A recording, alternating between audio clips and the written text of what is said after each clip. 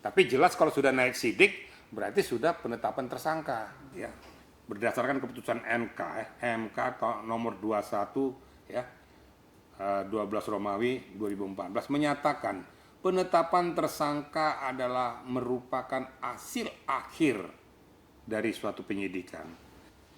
Undang-undang mana yang dikenakan nanti kita lihat nanti di penyidik. Tentu pasti ada juga kena, yang saya tahu itu adalah dikaitkan dengan undang-undang perlindungan anak. Apapun alasannya bahwa Fadel tidak boleh memboyong seseorang ditempatkan di suatu apartemen dengan posisi dia masih di bawah umur.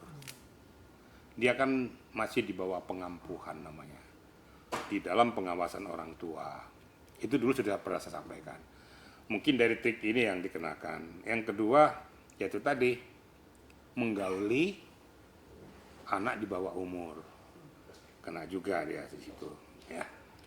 Jadi kita nggak usah menarik bahwa kenapa dia melakukan itu, karena ini dibuang sama keluarganya.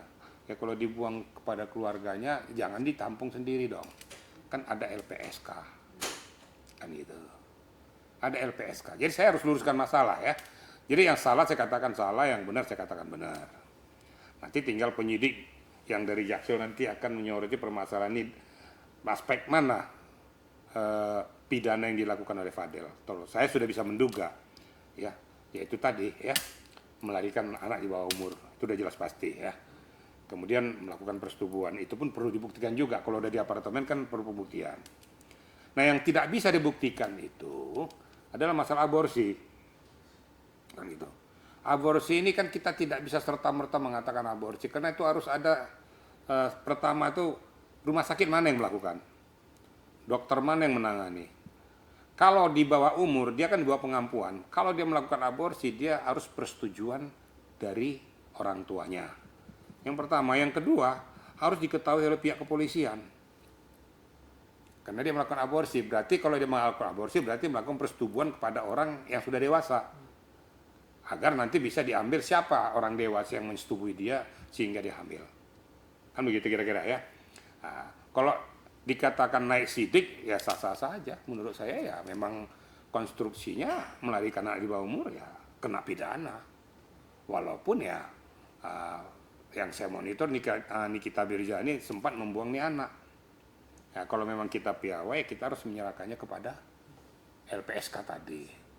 Nah, di LPSK tadi lah nanti dilindungi, dimediasi, ataupun diambil langkah-langkah hukum yang lain. Kalau penerapan pasal, nah ini saya orang yang seperti itu ya. Penerapan pasal yang diterapkan itu adalah rahasia penyidik. Kita nggak boleh mengatakan bahwa kena ini pencabulan, apa segala macam. Tentu ada hasil sidik daripada penyidik yang menyatakan ternyata apa yang kita duga tidak itu diterapkan pasalnya. Pasal yang berbeda. Kan ada irisannya. Nanti tentunya kalau saya perhatikan pasti ada yuntonya.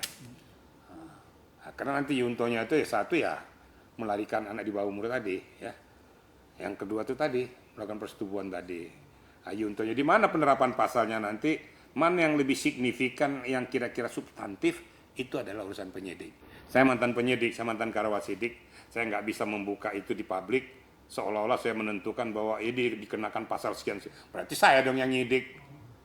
Yang punya kewenangan itu penyidik, bukan saya. Tapi jelas kalau sudah naik sidik berarti sudah penetapan tersangka. Kira-kira gitu ya. Oke, Pak. Jadi bukan hanya penerapan satu pasal saja. Ya pasal satu ya dia melarikan anak di bawah umur, kemudian mengkerangkeng anak tersebut di suatu tempat di apartemen. Nah, kemudian dibuktikan kembali nanti apabila terjadi persetubuhan kedua belah pihak. Kan ada pasal-pasalnya kena nanti. Nah, nanti tinggal dari pihak pengacaranya akan membuktikan bahwa benar nggak sangkaan, dugaan yang dilakukan Fadel ini. Nah, tapi kalau sepintas saya lihat ya seperti itu. Karena faktanya si Loli ini berada di tangan si Fadelnya. Nah, tinggal Loli sekarang ini berpihak kemana? Saya nyatanya memang kamu buang segala macam, kalau dibilang kepada Nikita gimana? Nah, tapi si Nikita juga kan pernah meminta perlindungan ke LPSK. Apapun hubungan klausel antara anak dan ibu, dia masih mempunyai hak untuk minta perlindungan kepada LPSK. Ini bagaimanapun darah dagingnya, terlepas si anak mau terima atau tidak. Ya mungkin dia sadar pada saat itu, dia minta perlindungan LPSK, sah saja. Tinggal LPSK menganalisis layak atau tidak untuk dilindungi, kira-kira gitu ya. Jadi langkah kita itu melakukan laporan ke pihak kepolisian sudah benar ya. Jadi tidak mengambil langkah-langkah sendiri, tentu melalui etika prosedur hukum. Nah, pada saat diperiksa dia di sana ternyata ada benang merahnya, diperiksa di lab ada benang merahnya, kemudian diperiksa jalur perjalanan daripada Loli ini ada benang merahnya, ya ditetapkan sebagai tersangka, dinaikkan sidik. Nah, langkah-langkah daripada Nikita sudah betul. Langkah-langkah kita juga minta LPSK juga sudah betul. Tinggal minta dua argumentasi kepada si anak yang merasa dibuang ini. Tapi struktur hukum itu sudah berjalan. Karena penyidik dari kepolisian juga akan melihat benang merahnya. Kalau tidak bisa diangkat ke permukaan bahwa dia telah melakukan suatu perbuatan tindak pidana, kan nggak boleh dipaksakan. Tapi secara kasat mata, ini kasat mata ya, itu memang sudah tepat. Karena ini anak di bawah umur, di bawah pengampuan. Jadi nggak layak untuk disimpan oleh seseorang. Apalagi nih orang yang menyimpan ini tidak ada hubungan saudara. Hubungan antara laki-laki dan perempuan. Ini akan ya. Nah, sudah tepat itu nih kitanya. Nah, tinggal nanti kita lihat perjalanannya gimana. Pasalnya berapa, undang-undang mana yang dikenakan, nanti kita lihat nanti di penyidik. Tentu pasti ada juga kena, yang saya tahu itu adalah dikaitkan dengan undang-undang perlindungan anak. Kalau sudah naik sidik, ya, kemungkinan itu ada. Jadi gini ya, nah ini kembali lagi supaya masyarakat tahu ya. Penetapan tersangka ya berdasarkan keputusan MK nomor 21 ya 12 Romawi 2014 menyatakan penetapan tersangka adalah merupakan hasil akhir dari suatu penyidikan. Nah sekarang kepolisian kan sudah melakukan lidik sidik.